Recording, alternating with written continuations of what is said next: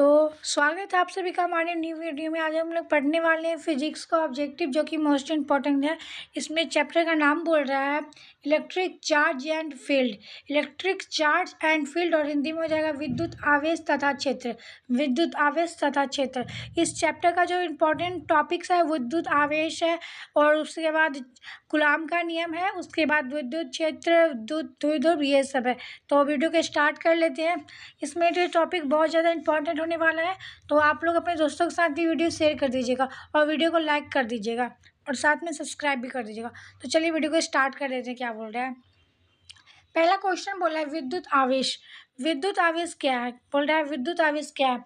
तो ये बोल रहा है यह किसी वस्तु का वह गुण है, यह किसी वस्तु का वह गुण है जिसकी उपस्थिति में पदार्थ अन्य पदार्थ पर बल लगाता है, जिसकी उपस्थिति में पदार्थ अन्य पदार्थ पर बल लगाता है। आवेश बराबर क्या हो जाएगा, धारा। धारा को I से सूचित करते हैं और समय, समय को T से सूचित करते हैं, ये हो जाएगा।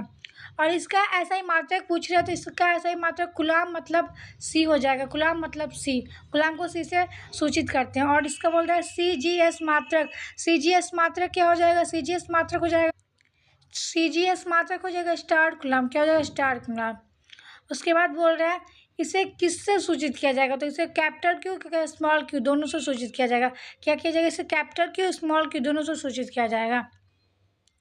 इसका अन्य मात्रक पूछ रहा है, तो अन्य मात्रक क्या हो जाएगा, अन्य मात्रक हो जाएगा एम्पियर सेकेंड। क्या हो जाएगा, एम्पियर सेकेंड। और ये कैसी राशि, तो यह अदिश राशि है। क्या हो जाएगा, यह अदिश राशि है। उसके बाद आवेश का बीमा पूछता है, तो आवेश का बीमा हो जाएगा AT या तो फिर IT। ज़्यादातर तो AT पूछा गया, तो आप लोग इसको याद कर लीजिएगा, AT हो जाएगा। और एक कूलॉम बराबर बोल रहा है 3 × 10 का पावर 9 स्टेट कूलॉम, ये भी क्वेश्चन पूछा गया। और एक ESU बराबर क्या हो जाएगा, 1/3 × 10 का पावर -19 हो जाएगा, कूलॉम हो जाएगा। क्या हो जाएगा, ये क्वेश्चन भी पूछा जाता है, आप लोग याद कर लीजिएगा। ये सब क्वेश्चन स्टेट में आया हुआ है, जो पहले एग्ज़ाम हो चुका था उसमें। तो इस बार भी गारंटी है, जो आप एग्ज़ाम 2026 में दीजिएगा उसमें भी ये अब आने वाला है। तो अब एक ESU बराबर कितना होता है, एक ESU बराबर कितना होगा, 10 कूलॉम होता है। क्या हो, 10 कूलॉम। एक फैराडे बराबर क्या होता है, तो 96,500 कूलॉम। क्या हो जाएगा, 96,500 कूलॉम हो जाएगा, 96,500 कूलॉम। आवेश का प्रकार बोल रहा है, आवेश कितने प्रकार के होते हैं, तो आवेश कितने प्रकार के, आवेश 2 प्रकार के होते हैं। क्या हो जाते हैं, 2 प्रकार के होते हैं। कौन कौन होते हैं, देख लेते हैं कौन कौन होते हैं। और एक होता है ऋणावेश, एक होता है धनावेश। क्या हो जाता है, ऋणावेश और धनावेश। तो देखते हैं धनावेश क्या है। धनावेश जब दो वस्तुओं को आपस में घर्षण कराया जाए, तब जिस वस्तु से इलेक्ट्रॉन निकलता है उस पर उत्पन्न आवेश को धनावेश कहते हैं। जैसे कि दो वस्तु को आपस में घर्षण कराया जा रहा है और जिस वस्तु से इलेक्ट्रॉन निकलेगा ना, उसको धनावेश कहेंगे, और जिस वस्तु से इलेक्ट्रॉन प्राप्त करेगा उसको ऋणावेश करेंगे। देखते हैं ऋणावेश क्या बोल रहा है। और इसका एक और है, रुक जाइए। किसी वस्तु को धनावेशित करने पर उसका द्रव्यमान घट जाता है, ये टॉपिक हो जाएगा जो कि एग्जाम में पूछे जा सकते हैं, इसको एक बार देख लीजिएगा। उसके बाद बोल रहा है ऋण आवेश। क्या बोल रहा है, ऋण आवेश। इसका आंसर हो जाएगा जब दो वस्तुओं को आपस में घर्षण कराया जाता है, तो जिस वस्तु को इलेक्ट्रॉन प्राप्त होता है उस पर, हाँ मैंने कहा था जिस वस्तु को इलेक्ट्रॉन, जो जो क्या होगा, जिस पे पहला वस्तु से इलेक्ट्रॉन निकलता है, निकलेगा तो धनावेश, और जिस पर प्राप्त करेगा क्या हो जाएगा, ऋण आवेश। क्या हो जाएगा, ऋण आवेश हो जाएगा। और ये क्या बोला है, किसी वस्तु पर ऋणावेशित करने से उसका द्रव्यमान क्या हो जाता है, बढ़ जाता है। क्या हो जाता है, बढ़ जाता है। देख लेते क्या बोला उसके बाद। आवेश के गुणधर्म, आवेश के गुणधर्म बोल रहे हैं आवेश के गुणधर्म निम्नलिखित है। आवेश का जो गुणधर्म से क्वेश्चन है, ये आपको बहुत ज़्यादा मिल जाएगा, पूछा जाएगा क्वेश्चन है। ये हमेशा सेट में पूछा आने वाला क्वेश्चन है, आप लोग इसको अच्छे से याद कर लीजिएगा। पहला बोल रहा है यह योजक नियम का पालन करता है, आवेश संरक्षी होता है। दूसरा बोल रहा है, और तीसरा देख लेते क्या बोल रहा है, आवेश का क्वैमिटीकरण होता है। क्या हो जाता है, आवेश का क्वैमिटीकरण होता है। और इसका बोल रहा है, और एक टॉपिक दिया हुआ है योजक नियम। क्या बोल दिया हुआ है, योजक, क्या है ये टॉपिक हमारा, योज नियम। क्या है, योज नियम। बोल रहे हैं को टॉपिक के अंदर, माना किन्हीं 3 आवेश प्लस क्या बोला, माना कि नहीं, प्लस 3 आवेश प्लस 4c कॉमा माइनस का 6c कॉमा माइनस का 7c हो तो योजक नियम के अनुसार। योजक नियम कैसे निकलता है आप लोग देख लीजिए।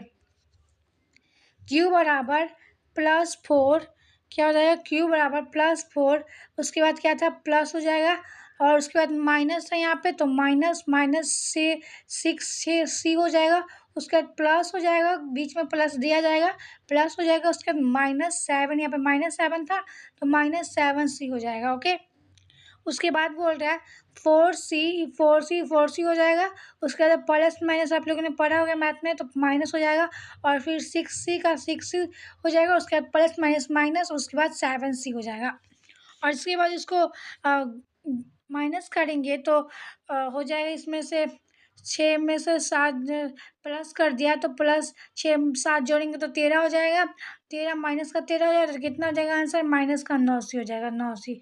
आप लोगों ने समझ लिया, बहुत इजी तरीका था योजक नियम का। देखते हैं आगे क्या बोल रहा है टॉपिक, क्या बोल रहा है, आवेश संरक्षण, आवेश संरक्षण सिद्धांत, आवेश का संरक्षण सिद्धांत पूछ रहा है। ये क्वेश्चन भी बहुत ज़्यादा पूछे जाने वाले क्वेश्चन है, और देख लेते हैं। प्रकृति में पाए जाने वाले कुल विद्युत संरक्षित है, क्या बोला है, प्रकृति में पाए जाने वाले कुल आवेश संरक्षित होते हैं, इसे ना तो उत्पन्न किया जा सकता है और ना ही नष्ट किया जा सकता है, ना ही उत्पन्न किया जा सकता है और ना ही नष्ट किया जा सकता है।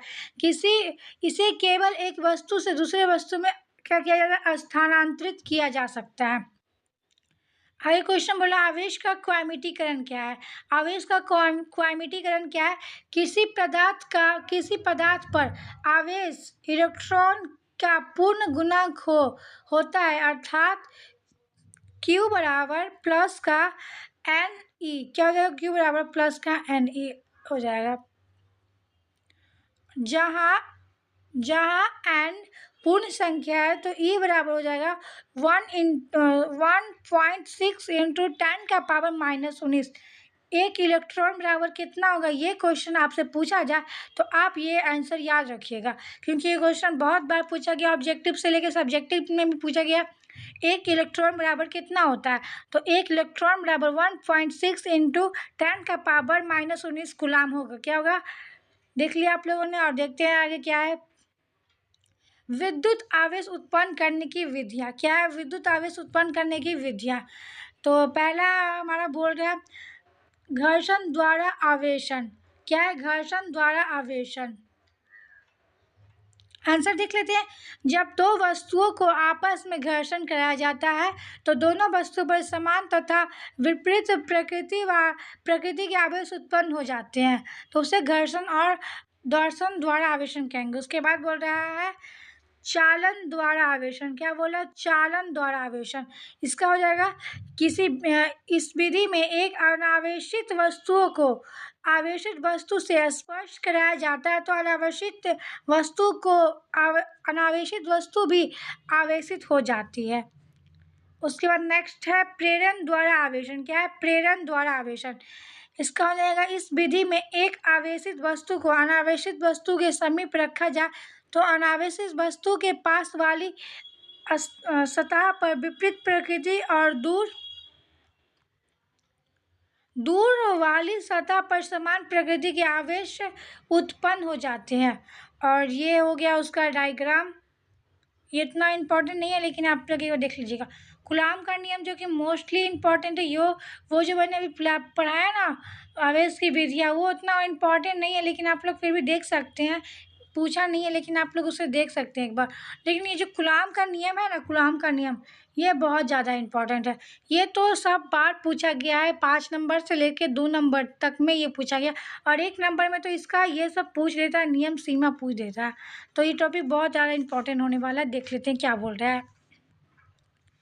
बोल रहा है कूलाम के नियम के अनुसार दो स्थिर बिंदु आवेशों के बीच, क्या बोला, दो स्थिर बिंदु आवेशों के बीच लगने वाला बल आवेश के गुणनफल के समानुपाती तथा उनके बीच की दूरी वर्ग के व्युत्क्रमानुपाती होती है। फिर से देख लेते हैं क्या बोला, कूलाम के नियम के अनुसार दो स्थिर बिंदु आवेशों के बीच लगने वाला बल आवेशों के गुणनफल के समानुपात तथा उनके बीच दूरी के वर्ग के व्युत्क्रमानुपात होता है। कूलाम का नियम सीमा पूछ रहा है, कूलाम के नियम सीमा। तो कूलाम के नियम सीमा निम्नलिखित है, देख लेते हैं कौन कौन हो जाएगा। पहला बोल रहा है यह केवल स्थिर आवेश पे लागू होता है, यह केवल स्थिर आवेश के लिए ही लागू होगा। दूसरा में यह केवल बिंदु आवेश पर लागू होगा, जो बिंदु में होगा ना उस पर ही लागू होगा कूलाम का नियम। और यह 10⁻⁻15 मीटर से कम दूरी के लिए लागू नहीं होगा। इतना दूरी तक वो लागू हो जाएगा, लेकिन इससे कम दूरी पे वो लागू नहीं होगा। और 4 नंबर में यह संरक्षी आवेश के लिए लागू, जो संरक्षी आवेश होगा उसके लिए लागू होगा। उसके बाद नेक्स्ट टॉपिक बोल रहे हैं हम लोगों का आपेक्षिक परावैद्युतांक। क्या बोल रहा है? आपेक्षिक परावैद्युतांक, आपेक्षिक परावैद्युतांक। इसका आंसर देख लेते हैं, ये भी क्वेश्चन पूछा जाने वाला परावैद्युत तथा आपेक्षिक, ये दोनों में अंतर हमेशा से पूछ लेता है, परिभाषित करना पूछ लेता है। तो देखते हैं, किसी माध्यम की विद्युतशीलता और हवा या निर्वात की विद्युतशीलता के अनुपात को परावैद्युतिक परावैद्युतांक कहते हैं। क्या है? किसी माध्यम की विद्युतशीलता या हवा या निर्वात, कुछ भी बोले, उसकी विद्युतशीलता के अनुपात को आपेक्षिक परावैद्युतांक कहते हैं। बहुत ही ज़्यादा इजी है, इसे के या ई आर द्वारा सूचित किया जाता है। और इसका जो हो जाएगा मान, क्या हो जाएगा मान में देख लेते हैं, के बराबर ई आर बराबर ई बटे ई ज़ीरो, मतलब एफ नॉट बटे एफ नॉट साइलेंट। क्या हो जाएगा? एफ नॉट बटे एफ साइलेंट नॉट। कुछ टॉपिक है यहाँ पे, किस माध्यम की विद्युतशीलता हवा निर्वात की विद्युतशीलता बोल रहा है, इसको बोल रहा है किसी माध्यम की विद्युतशीलता तथा इसको हवा की निर्वात की विद्युतशीलता। उसके बाद है नोट में लिखा गया है, देखते हैं क्या है। एक में के वन जो एक है के का मान से बड़ा हो जाएगा, और दूसरा में बोल रहा है के बराबर हो जाएगा, निर्वात और हवा में क्या हो जाएगा? के बराबर 1 हो जाएगा।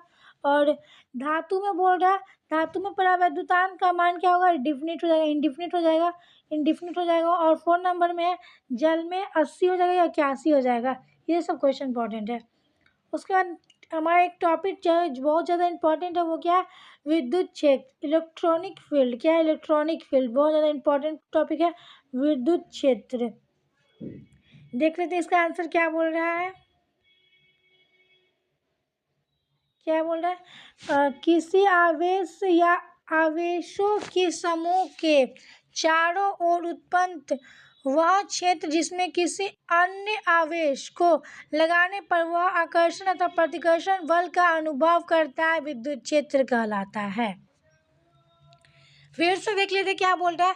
किसी आवेश या आवेशों के समूह के चारों ओर उत्पन्न वह क्षेत्र जिसमें किसी अन्य आवेशों को लगाने पर वह आकर्षण तथा प्रतिकर्षण बल का अनुभव करता है, उसे विद्युत क्षेत्र कहते हैं। इसे ई तथा ई आर से सूचित किया जाता है, कैपिटल तथा स्मॉल ई से सूचित किया जाता है, कैपिटल या स्मॉल ई से। ओके। और क्या बोल रहा है?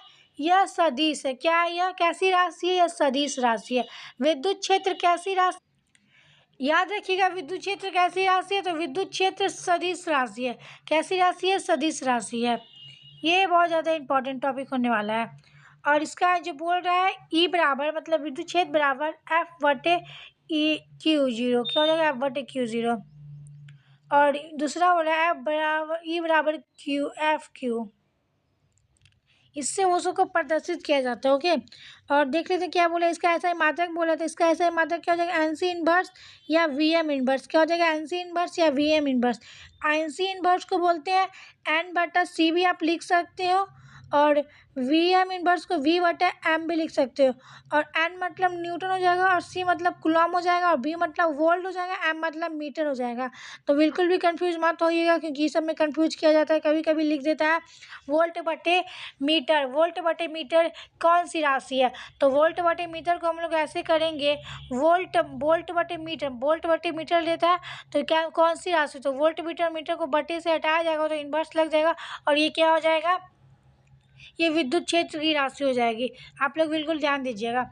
विद्युत क्षेत्र रेखा, नेक्स्ट टॉपिक है हमारे पास क्या है, विद्युत क्षेत्र रेखा। विद्युत क्षेत्र रेखा, electric field, electric field lines. क्या, इलेक्ट्रिक फील्ड लाइंस। इसका देख लेते हैं विद्युत क्षेत्र रेखा का। विद्युत क्षेत्र को प्रदर्शित करने वाली, विद्युत क्षेत्र को प्रदर्शित करने वाली काल्पनिक रेखा को, विद्युत क्षेत्र को प्रदर्शित करने वाली कैसी रेखा, काल्पनिक रेखा को विद्युत क्षेत्र रेखा कहते हैं। एकदम इजी है। विद्युत क्षेत्र को प्रदर्शित करने वाली काल्पनिक रेखा को विद्युत क्षेत्र रेखा कहते हैं। उसके बाद हो जाएगा हम लोग का विद्युत क्षेत्र रेखा के गुणधर्म। विद्युत क्षेत्र रेखा के गुणधर्म भी पूछा जाता है। आप लोग के क्वेश्चन में ये सब को टॉपिक भी दिया होगा, और ये जो बुक होगा तो उसमें देख लेते हैं इसका क्या हो जाएगा। ये विद्युत क्षेत्र रेखा के गुण निम्नलिखित है। पहला बोल रहा है यह काल्पनिक रेखा है, जो कि आंसर में ही बताया कि काल्पनिक है। और दूसरा है दो बिंदु विद्युत क्षेत्र रेखा एक दूसरे को कभी भी नहीं काटती। दो विद्युत क्षेत्र रेखा एक दूसरे को कभी नहीं काटेंगी। ये क्वेश्चन से भी क्वेश्चन आता है, और देखिए यहाँ पे पूछा गया है, तो आगे इसको भी देख लेंगे। उसके बाद बोले यह धन आवेश पे उत्पन्न होकर ऋण आवेश पे समाप्त हो जाती है। कहाँ से उत्पन्न होती है, धन आवेश पे, और समाप्त कहाँ होती है, ऋण आवेश पे। उसके बाद एक दिया हुआ है यह एकल आवेश हो तो यह अनंत से उत्पन्न होकर अनंत पर समाप्त हो जाती है। यदि एकल आवेश हो तो यह अनंत से उत्पन्न होकर अनंत पर ही समाप्त हो जाएगी। और लास्ट में है विद्युत क्षेत्र रेखा किसी सतह में लंबवत प्रवेश करती है और लंबवत ही निकलती है। जैसे प्रवेश करेगी वैसे ही निकलेगी। उसके बाद बोल रहे हैं हमारा टॉपिक देख लेते हैं, दो विद्युत क्षेत्र रेखा एक दूसरे को क्यों नहीं काटती। ये टॉपिक बहुत ज़्यादा इंपॉर्टेंट है, वो एग्जाम के लिए बहुत जगह इंपॉर्टेंट होने वाला है। देख लेते हैं क्या बोल रहा है। दो विद्युत क्षेत्र रेखा एक दूसरे को क्यों नहीं काटती, कारण पूछ रहा है। आंसर हो जाएगा दो विद्युत क्षेत्र रेखा एक दूसरे को नहीं काटती क्योंकि कटान बिंदु पर दो निर्दिष्ट होंगी जो संभव नहीं है। निर्दिष्ट या स्पर्श रेखा दोनों एक हो जाएगा। क्या हो जाएगा, स्पर्श रेखा दोनों एक हो जाएगा। क्या हो जाएगा, दोनों एक हो जाएगा। बोल रहा है दो विद्युत क्षेत्र रेखा एक दूसरे को नहीं काटती क्योंकि कटान बिंदु पर दो निर्दिष्ट होगी या तो फिर स्पर्श रेखा, इसलिए ये संभव नहीं है। नेक्स्ट टॉपिक है विद्युत क्षेत्र की तीव्रता। विद्युत क्षेत्र की तीव्रता बोल रहा है,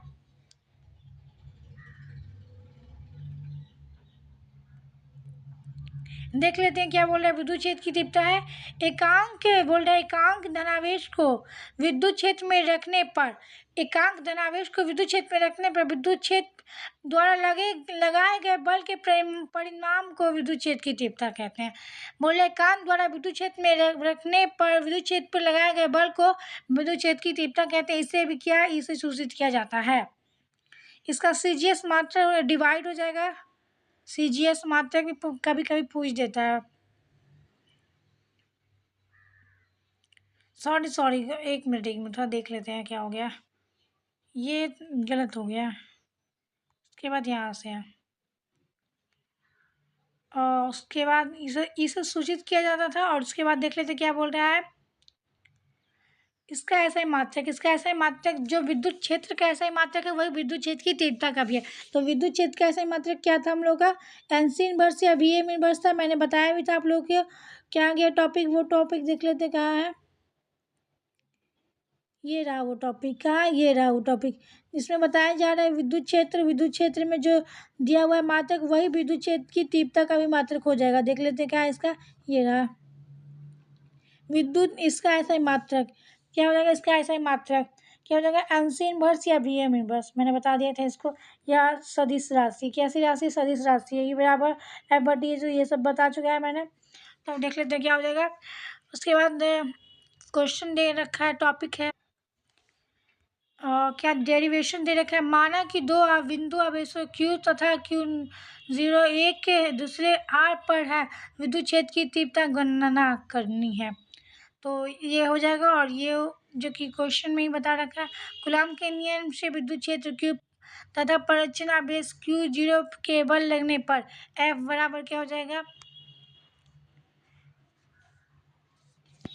F बराबर बोल रहा है 1/4 पाई r/0 इंटू में क्यू इंटू Q0 बट्टे में r²। समीकरण 1 हो जाएगा। क्या हो जाएगा? ये समीकरण 1 हो जाएगा, समीकरण 1। उसके बाद बोल रहा है विद्युत क्षेत्र की तीव्रता, तीव्रता के लिए बोल रहा है तो F/Q0 हो जाएगा। फिर ये समीकरण को दोनों पे मैच करके बिठा दिया गया है। अगर हम समीकरण 1 से लें तो 1/4 पाई r/0 silent into Q into Q0 r² हो जाएगा। ये समीकरण 1 से बता दिया। और ये जो Q था तो Q इंटू Q0 था, उसको एक Q बना दिया है और इससे वो कूलाम का विद्युत क्षेत्र की तीव्रता निकाला। क्या निकाला? विद्युत क्षेत्र की तीव्रता। विद्युत क्षेत्र की तीव्रता का सूत्र क्या हो गया? ये हो गया। आगे है जो देख रहे हैं क्या है टॉपिक है हम लोग का पास, विद्युत द्विध्रुव। क्या बोल रहा है? विद्युत द्विध्रुव। देख लेते हैं क्या है आंसर में। दो समान परिमाण तथा विपरीत प्रकृति के आवेश युग्मन को विद्युत द्विध्रुव कहते हैं। क्या आप लोगों ने समझा? क्या? रुक जाइए। बोल रहा है दो समान, क्या है? दो समान परिणाम तथा विपरीत प्रकृति के आवेश के युग्मक को विद्युत द्विध्रुव कहते हैं। युग्मक मतलब आप समझते हैं ना, जो कि जोड़े में हो, जैसे कि O तो O के साथ O रहेगा, उसके बाद माइनस D के साथ D, उसके बाद P तो P के साथ P माइनस P B, कुछ भी जो कि जोड़े में हो तो उसको विद्युत द्विध्रुव कहेंगे। उसके बाद बोल रहा है विद्युत द्विध्रुव आघूर्ण। विद्युत द्विध्रुव आघूर्ण, ये दोनों क्वेश्चन इंपॉर्टेंट है, ये हमेशा पूछा जाते हैं। बोल रहा है विद्युत द्विध्रुव के आवेशों के परिणाम, विद्युत द्विध्रुव के आवेशों के परिणाम तथा उनके बीच की दूरी के गुणनफल, उनके बीच की दूरी के गुणनफल को विद्युत द्विध्रुव आघूर्ण कहते हैं। बहुत ज़्यादा ईजी है। विद्युत आवेश के परिणाम तथा उनके बीच की दूरी के गुणनफल को विद्युत द्विध्रुव आघूर्ण कहते हैं। इसे पीछे प्रदर्शित किया जाता है या सूचित किया जाता है, दोनों एक बात हुआ। और इसका ऐसा ही मात्रक कूलाम मीटर है। कूलाम मीटर क्या है? Coulomb metre. और इसका CGS मात्रक देख लेते हैं। CGS मात्रक बोल रहा है इसका डिवाइड। क्या बोल रहा है? CGS मात्रक हो जाएगा डिवाइड। P बराबर Q into Q into 2R। एक बार होता है P बराबर 2L भी होता है, यहाँ पे 2A दिया हुआ है, कोई बात नहीं, दोनों हो सकता है। उसके बाद बोल रहे हैं उदासीन बिंदु। उदासीन बिंदु बोल रहा है तो उदासीन बिंदु देख लेते क्या है। द्विध्रुव के मध्य बिंदु। क्या है? द्विध्रुव के मध्य बिंदु को उदासीन बिंदु कहते हैं। बहुत ईजी है। द्विध्रुव के मध्य बिंदु को उदासीन बिंदु कहते हैं। इसे 0 से सूचित किया जाता है। उदासीन बिंदु पर बल का मान क्या होता है? उदासीन बिंदु पर बल का मान 0 होता है। उसके बाद है विद्युत द्विध्रुव के कारण चुंबकीय क्षेत्र की तीव्रता। चुंबकीय क्षेत्र या विद्युत क्षेत्र दोनों एक हुआ, यह कि क्वेश्चन पूछा जाता है किसकी स्थिति में? अक्षीय की स्थिति में। दो होता है, एक अक्षीय एक निरक्षीय। क्या होगा इसमें? अक्षीय की स्थिति में। बोल रहे माना कि Q परिणाम के दो विपरीत प्रकृति वाले आवेश एक दूसरे से 2a की दूरी पर है तथा द्विध्रुव के निर्माण कर रहे हैं। इसके उदासीन बिंदु O से R दूरी अक्षीय स्थिति में कोई बिंदु P है जिस पर विद्युत द्विध्रुव की तीव्रता ज्ञात करनी है। ये हो जाएगा फॉर्मूला, जो कि plus minus Q comma comma plus Q। उसके बाद है माइनस Q आवेश के कारण विद्युत क्षेत्र की तीव्रता। विद्युत क्षेत्र की तीव्रता को किससे सूचित करते थे? ई से, तो ई हो गया। और वहाँ पे हम लोगों ने फॉर्मूला बना निकला था 1/4 पाई r/0 into Q R plus A square. क्या हो जाएगा? समीकरण ए हो जाएगा। और उसके बाद ये प्लस, सॉरी माइनस का था, ये माइनस का हो गया, माइनस का ये प्लस बचा था, अभी प्लस का करते हैं।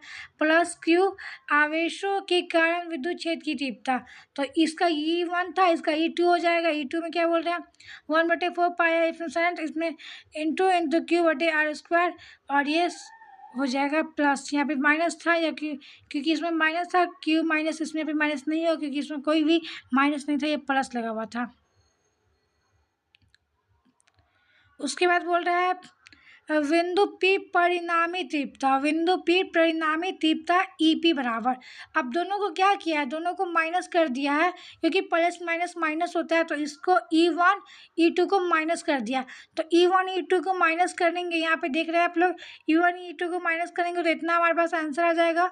और उसके बाद इसका आप लोगों ने मैथ में पढ़ा होगा भिन्न का गुना भाग माइनस प्लस ये सब, तो वही यहाँ पे वो किया गया है जिसके कारण इतना आ गया।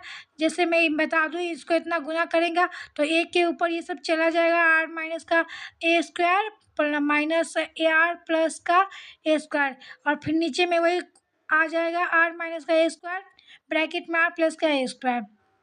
यहाँ तक क्लियर है। और नीचे बोल रहा है, नीचे बोल रहा है ये सबको हम लोग अब भिन्न गुना करेंगे तो आर से आर गुना करेंगे तो क्या हो जाएगा, आर स्क्वायर हो जाएगा, फिर ए से गुना करेंगे तो ए स्क्वायर, फिर 2, वो जो ए बी का होल स्क्वायर नहीं था वही फॉर्मूला पे बैठा दिया गया है। और यहाँ पे हमारा ये आंसर आ रहा है। इसके आगे भी होगा, देख लेते हैं क्या है। इसके आगे हमारे पास उतना आंसर आया था जिसमें हम लोगों ने भाग किया था। तो उसके बाद बोल रहे हैं 4 आया था ना, तो देख लेते एक मिनट कैसा था। हाँ, कुछ ऐसा था हम लोग के पास। तो इतना वहाँ पे हम लोग के पास आया हुआ था। तो आगे देखते हैं 1/4 पर ये साइन रहेगा। उसके बाद क्यू है, क्यू के 2a इंटू 2r है, तो 2a इंटू 2r का क्या हो जाएगा, 2a 2 को कॉमन लिया गया तो 2r हो जाएगा, एक हो जाएगा। p और क्यू की जगह रिप्लेस फॉर्म का यूज करके इसमें p आ जाएगा। उसके बाद बोल रहा है ए आर से नहीं, बहुत छोटा होता है, ए स्क्वायर 0 बराबर, मतलब समझ रहे आप, ए की जो फॉर्म वैल्यू है ना वो 0 से छोटी होगी या बहुत ही ज़्यादा कम होगी। क्या होगी, बहुत ही ज़्यादा कम होगी। आगे दे रखा है 1/4, यही जो क्वेश्चन आते जा रहा है वो हो जाएगा। और उसके आगे देख रहे हैं हम लोग के पास p into R square minus का ओ की जगह फॉर्म किया गया था, ए की जगह किसका फॉर्म किया गया था, ए, तो ए की जगह ना ए रिप्लेस ओ, तो मतलब 0, क्या देगा 0 शून्य। तो यहाँ पे शून्य की वैल्यू आ गई है, और इसके आगे शून्य में शून्य से आप माइनस करोगे और फिर ये माइनस हो जाएगा तो क्या हो जाएगा, देखिए बताती हूँ। आर स्क्वायर माइनस का 0 का स्क्वायर करोगे तो आर स्क्वायर बचेगा, और आर स्क्वायर यहाँ पे क्या ऊपर से भी स्क्वायर है तो ऊपर से स्क्वायर कर लेते हैं, हम लोग के पास आंसर आ जाएगा R4। क्या हो जाएगा, R4, यहाँ पे आंसर है R4। यहाँ तक ही क्लियर है ना। और फिर यहाँ पे हम लोग का बन गया 1/4 pi R F naught silent into 2p/r⁴, 2p/r⁴, R नीचे चला जाए r³ हो गया और फिर p ऊपर आ गया 2p हो जाएगा, क्या हो जाएगा 2p। ये हो गया अच्छी स्थिति में। ये कौन सी स्थिति में हो गया, हमारे अच्छे स्थिति के लिए ये हो गया। अब निरक्षीय स्थिति में देख लेते क्या है, निरक्षीय स्थिति में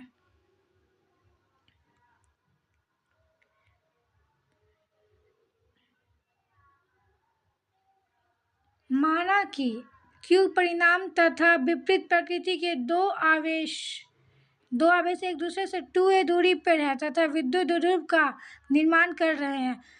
इसके उदासीन बिंदु r दूरी पर स्थित है, बिंदु पर विद्युत क्षेत्र की तीव्रता गणना करनी है। विद्युत क्षेत्र की तीव्रता गणना करनी है तो इसके लिए डायग्राम बनाया गया है। आप लोग डायग्राम बना लीजिएगा क्योंकि डायग्राम इम्पॉर्टेंट होता है, कोई भी सब्जेक्ट है उसमें डायग्राम मोस्ट इम्पॉर्टेंट है। और बायोलॉजी तो एक ऐसा सब्जेक्ट है जिसमें डायग्राम चलता है, बहुत ज़्यादा इम्पॉर्टेंट होता है। फिजिक्स में भी डायग्राम का उतना ही रूल है जितना बायो में है, तो आप लोग इस डायग्राम को अच्छे से नोट कर लेंगे। उसके बाद बोल रहा है प्लस क्यू आवेश के कारण विद्युत क्षेत्र की तीव्रता, वहाँ पे प्लस क्यू था और माइनस क्यू था, 2 क्यू होगा, प्लस क्यू माइनस क्यू। तो देख लेते क्या बोल रहा है। E1 में रखा गया है वही जो था पहले 1/4 pi R F silent into Q/√√r² plus a² का भी होल स्क्वायर है। क्या है, होल स्क्वायर है। तो इसको सॉल्व करने पे आ जाएगा रूट से स्क्वायर है ना, ये क्या है, स्क्वायर है और स्क्वायर से रूट कट जाएगा, क्या हो जाएगा, कट जाएगा। तो ये हो जाएगा, रूट हट जाएगा यहाँ पे, इतना तो समझ में। उसके बाद माइनस क्यू आवेश के कारण विद्युत क्षेत्र की तीव्रता, तो फिर E2 और फिर वही हो जाएगा, यहाँ पे जो था वही हो जाएगा। यहाँ पे माइनस हो जाएगा, गलती हो गई, यहाँ पे माइनस हुआ क्योंकि माइनस के कारण पूछा, तो यहाँ पे माइनस हो जाएगा और यहाँ भी माइनस हो जाएगा, क्या हो जाएगा, माइनस। तो क्यू ये स्क्वायर से रूट हट गया। उसके बाद E1 बराबर E2 इक्वल हो जाएगा। उसके बाद बिंदु P पर परिणामी तीव्रता EP बराबर 2E1 cos थीटा, क्या है E1 cos थीटा, आगे देख लेते हैं क्या बोल रहा है।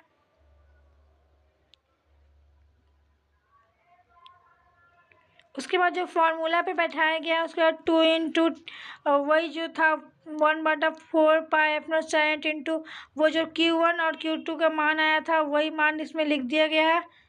इसमें अभी रूट नहीं हटाया गया है, तो इसमें अभी रूट नहीं हटाएंगे, वैसे बैठा दिया हम लोग ने।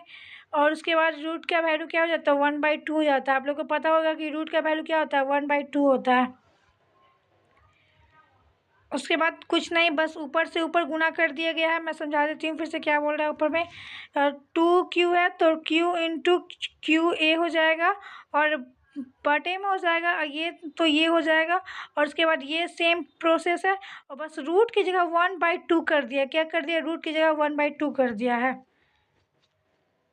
तो यहाँ तक की क्लियर है, यहाँ तक की समझ में आ रहा है आप लोगों को। आगे बोल रहा है ना, ये जो आप लोगों ने इस 1/2 को जैसे इंटीग्रेशन या ये डिफरेंशिएशन में पढ़ा होगा मैथ में, उसमें एक प्लस किया जाता है, तो वही फॉर्म ये यहाँ पे यूज किया गया है प्लस करके। तो 1/2 में ना 1 प्लस करेंगे तो क्या हो जाएगा, 3/2 आ जाएगा, क्या हो जाएगा, 3/2। तो 3/2 यहाँ पर लिख दिया गया है, 3/2 और बस वही के वही रह जाएगा, 3/2 हो जाएगा। और फिर ए की जगह क्या फॉर्म किया थे हम लोगों ने, ए की जगह किसका फॉर्म किए थे, A replace value in the zero, क्या हो जाएगा, A replace value from the zero, zero हो गया। तो यहाँ पे से R zero plus R square plus zero, तो आर स्क्वायर हो जाएगा और उसका पावर में हो जाएगा 3/2 जो कि हम लोग का आया था 1/2 प्लस करने पे।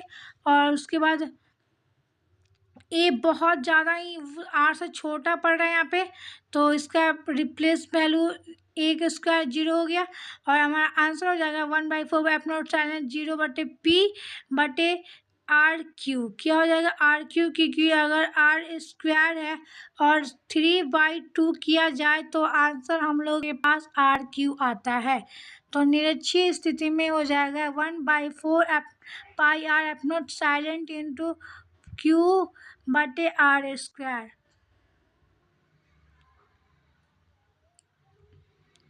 आगे देख लेते क्या बोल रहा है। आगे है ना, एक समान विद्युत क्षेत्र में द्विध्रुव को रखने पर किया गया कार्य, द्विध्रुव को रखने पर किया गया कार्य है। ये फिगर हम लोग बना लेंगे, आप लोग बना लीजिएगा, ये फिगर है और डायग्राम बहुत ज़्यादा इंपॉर्टेंट होता है, तो इसको बिल्कुल भी बनाना ना भूलिए। उसके बाद बोल रहे हैं माना कि Q,2R, क्या है, Q,2R, इसको क्या हम लोगों ने क्या माना है, क्या क्या माना है इसको। परिणाम का कोई द्विध्रुव क्या है, परिणाम का कोई द्विध्रुव एक समान विद्युत क्षेत्र E रखा गया, बल गुण ज्ञात करिए, क्या करना है, बल आघूर्ण ज्ञात करना है। बल गुण को बल आघूर्ण भी बोल सकते हैं, कोई दिक्कत नहीं है। बल आघूर्ण बराबर हो जाएगा बल इंटू बल की दिशा की लंबवत दूरी। ये फॉर्मूला का यूज करके इसको पूरा का सॉल्व किया गया है। फॉर्मूला हम लोग का यूज हो चुका है। उसके बाद ई का जो विद्युत क्षेत्र का फॉर्मूला आया था हम लोगों ने ऊपर पढ़ा था, तो वो फॉर्मूला बैठाया गया है। फिर यह कूलाम का फॉर्मूला पे लगाया गया है और फिर फिर ये दोनों फार्मूले पे इसको रिप्लेस फॉन्ट वैल्यू में कन्वर्ट करके इसको मल्टीप्लाई करके समीकरण 1 मान रखा गया है। यहाँ तक तो क्लियर है ना। उसके बाद बोल रहा है ABC, क्या बोल रहा है, ABC में साइन थीटा की वैल्यू को क्या रिप्लेस कर दिया है, BC/2 AC क्या है, BC बटे AC। फिर AC की जगह किसका फॉर्म किया गया यहाँ पे, AC की जगह, AC का जगह 2A का फॉर्म यूज किया। फिर ये 2A बराबर BC बराबर हो जाएगा, BC बराबर हो जाएगा, और ये ऐसे इधर जाएगा तो 2A sine theta, 2A sine theta हो जाएगा। यहाँ तक तो क्लियर है ना, यहाँ तक। आगे देख लेते हैं। BC का मान समीकरण 1 पे रखने पे, BC का मान समीकरण 1 पे रखने पे वो जो हम लोग के पास वैल्यू आई थी वो वैल्यू हम लोगों ने रख चुकी है। उसके बाद इसका मान रखेंगे, तो इस सबको गुना करेंगे तो फिर Q इंटू 2A, उसके बाद E हो जाएगा, उसके बाद साइन थीटा, सबको गुना करने पे हम लोग के पास P साइन थीटा आता है। P बराबर Q इंटू 2R। ये फॉर्मूला सेंड किया गया और हम लोगों का आंसर आ गया। उसके बाद विशेष स्थिति में बोल रहा है, विशेष स्थिति में बोल रहा है थीटा बराबर 0 होगा, P बराबर साइन 0 डिग्री। तो P बराबर 0, तो 0 क्या हो जाएगा, न्यूनतम। 0 मान न्यूनतम हो जाएगा और 90 डिग्री होगा, तो 90 डिग्री पे P 1 हो जाएगा, क्योंकि साइन 90 डिग्री का मान क्या होता है, आप लोगों ने पढ़ा होगा, साइन 90 डिग्री का मान होता है 1 होता है, तो 1 अधिकतम हो जाएगा, क्या हो जाएगा, अधिकतम हो जाएगा। आगे बोल रहा है एक समान विद्युत क्षेत्र, एक समान विद्युत क्षेत्र में विद्युत द्विध्रुव को घुमाने पर, ये वो उसी तरह का क्वेश्चन है, बस इसमें विद्युत वाला गुण था, वाला गुण ज्ञात करना था, और इसमें बोल रहा है विद्युत द्विध्रुव को घुमाया गया। तो दोनों क्वेश्चन सिमिलर टाइप में ही है, आप लोग देख लीजिएगा। इसका आंसर यहाँ पे दे रखा है।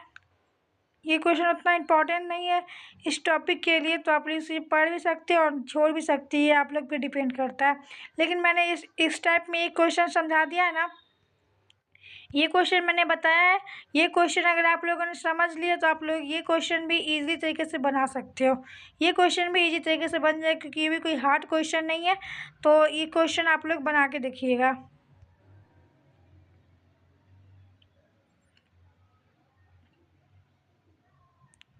और देखते हैं नेक्स्ट टॉपिक क्या बोल रहा है।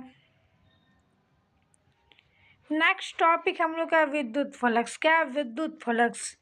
विद्युत फ्लक्स गॉस के नियम तथा उसके प्रमाण। उस गॉस के नियम आप लोगों ने पढ़ा होगा, नहीं पढ़ा है तो चलिए मैं बता देती हूँ। गॉस का नियम क्या है? गॉस एक महान वैज्ञानिक थे। क्या थे? वैज्ञानिक थे वो। पहले विद्युत फ्लक्स के बारे में जानते हैं।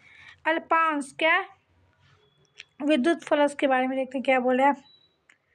अल्पांश क्षेत्र के लंबवत गुजरने वाली, किस क्षेत्र के? तो अल्पांश क्षेत्र के लंबवत गुजरने वाली विद्युत बल रेखाओं की संख्या, विद्युत बल रेखाओं की संख्या को विद्युत फ्लक्स कहते हैं। किस क्षेत्र में? अल्पांश क्षेत्र से लंबवत गुजरने वाली विद्युत बल संख्याओं, विद्युत बल रेखाओं की संख्या को विद्युत फ्लक्स कहते हैं। इसे फाई तथा एफआई द्वारा सूचित किया जाता है। इसका ऐसा ही मात्रक वीएम है। क्या है? वीएम मतलब वोल्ट मीटर। क्या उसको वोल्ट मीटर बोलते हैं? वीएम को क्या बोलते हैं? Volt meter. और आगे बोल रहे हैं अल्पांश क्षेत्र के लिए विद्युत फ्लक्स। अल्पांश क्षेत्र के लिए डी फाई बराबर हो जाएगा ई डी ए बटे कॉस थीटा हो जाएगा। संपूर्ण क्षेत्रफल के लिए क्या हो जाएगा? फाई बराबर इंटीग्रेशन डी फाई, क्या हो जाएगा? D phi.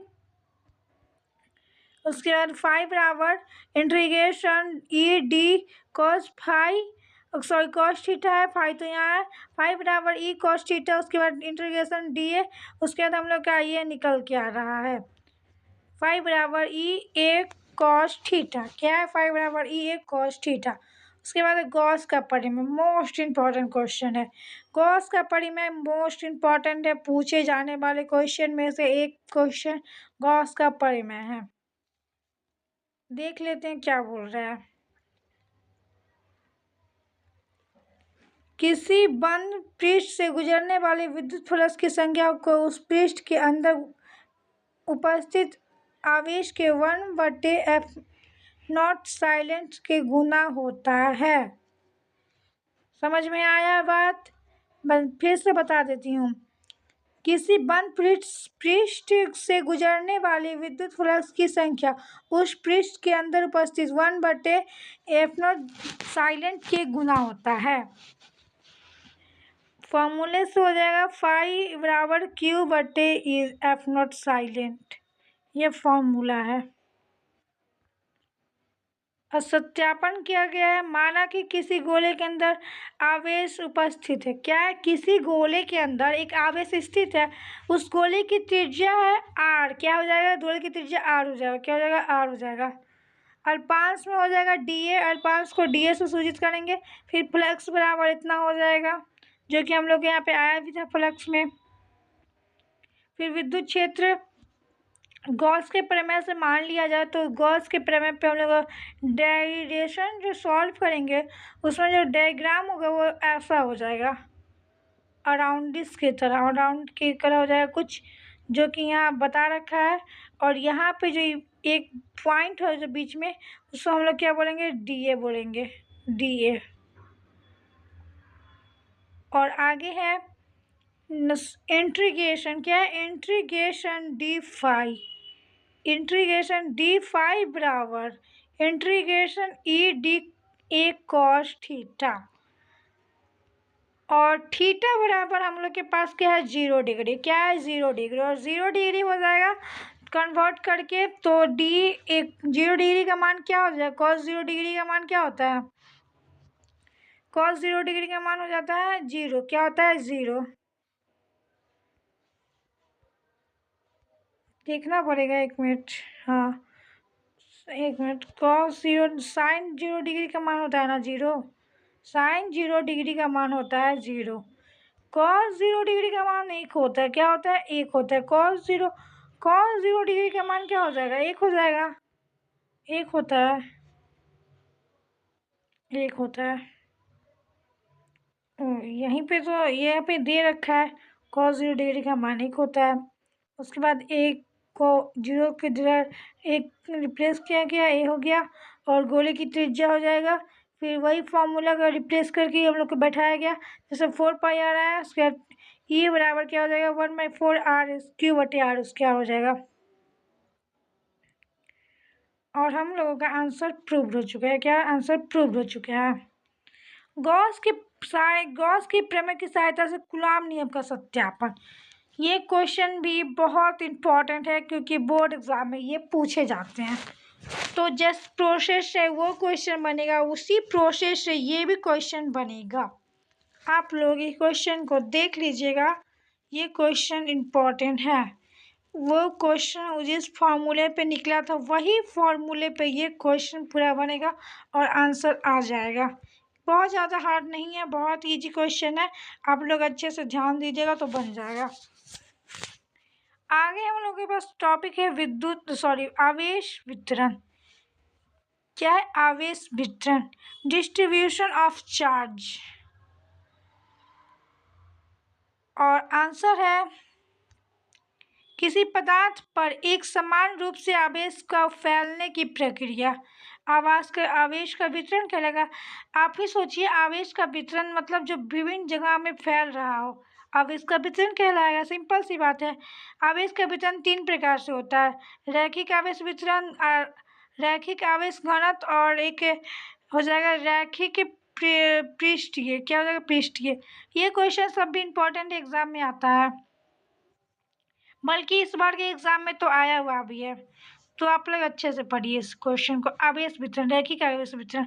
यदि रैखिक सतह पर आवेश समरूप एक समान रूप से आवेशित वितरण होता है तो उसे रैखिक आवेश वितरण कहते हैं। और रैखिक आवेश घनत्व का एकांक लंबाई में आवेश की मात्रा को एकांक लंबाई में आवेश की मात्रा को रैखिक आवेश घनत्व कहते हैं। किससे सूचित करते हैं? लैम्डा से सूचित करते हैं। किससे? लैम्डा से। और इसका मात्रक हो जाएगा CM इनवर्स। क्या? CM इनवर्स हो जाएगा, CM इनवर्स। इसका बीमी सूत्र है ALT इनवर्स, ALT इनवर्स। पृष्ठीय आवेश वितरण क्या हो रहा है? पृष्ठीय आवेश वितरण यदि किसी पृष्ठीय पदार्थ पर एक समान रूप से आवेश को फैलना की क्रिया को पृष्ठीय आवेश वितरण कहते हैं। पृष्ठीय आवेश घनत्व एकांक क्षेत्रफल में आवेश की मात्रा को पृष्ठीय आवेश घनत्व कहते हैं। इसे सिग्मा से सूचित किया जाता है। इसे किससे सूचित किया जाता है? सिग्मा से। सिग्मा बराबर Q/A। ऐसा मात्रक की बात की जाए तो इसका ऐसा मात्रक हो जाएगा Cm इनवर्स माइनस का Cm माइनस का 2 हो जाएगा, और A1 की जगह 2 हो जाएगा पृष्ठ में, और उसके बाद आयतन में क्या हो जाएगा? आयतन में 3 हो जाएगा। देखिए यहाँ पे 3 दे रखा है ना, 3 हो जाएगा, आयतन में 3 हो जाएगा।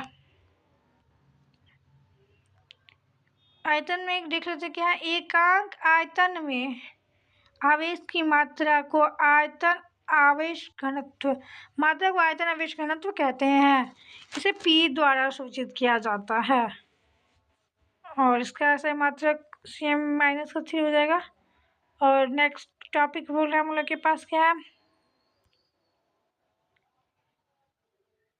गुरुत्वाकर्षण बल में संबंध बोल रहा है। गुरुत्वाकर्षण बल में संबंध बोल रहा है। ये क्वेश्चन का टॉपिक उतना ज़्यादा इम्पोर्टेंट नहीं है। अगर आप लोग पढ़ना चाहते हैं तो आप लोग पढ़ लीजिएगा, या तो फिर आप लोग कमेंट कर दीजिएगा, मैं ये PDF आप लोगों के साथ शेयर कर दूंगी। ये क्वेश्चन का आंसर है, आप लोग देख लीजिएगा। इसको उतना इम्पोर्टेंट टॉपिक ये क्वेश्चन नहीं है, लेकिन आप लोग अगर पढ़ना चाहते हैं तो आप लोग इसे पढ़ सकते हैं। उसके बाद बोला बहुल आवेशों के कारण कूलाम्ब बल। बहुल आवेशों के कारण कूलाम्ब बल, इसका डायग्राम है। माना कि एक बिंदु आवेश Q1 से R1 दूरी R2 से Q2 से R2 की दूरी R2 से 3 4 तक 4 5 कितनों जा सकती है, उसका अनंत मान है। क्या अनंत मान है? Dot dot dot indefinite. आगे है, इस पे जो डिफिनिट मान बोल रहा है, डिफिनिट मान को हम लोग अगर डेरिवेशन से बनाया जाए तो फॉर्मूला लगेगा कूलाम्ब का नियम का। कूलाम्ब के नियम के अनुसार क्या था? वह 1/4π/Q1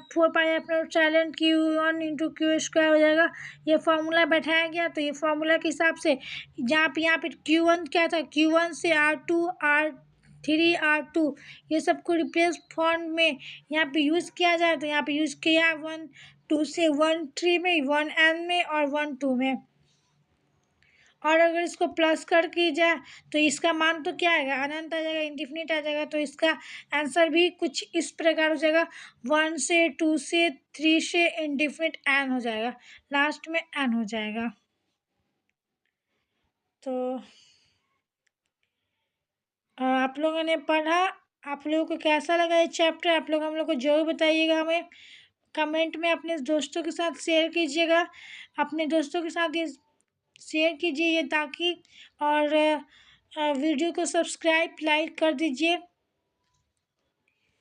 तो मिलते हैं नेक्स्ट वीडियो में, तब तक के लिए अपना ख्याल रखिएगा।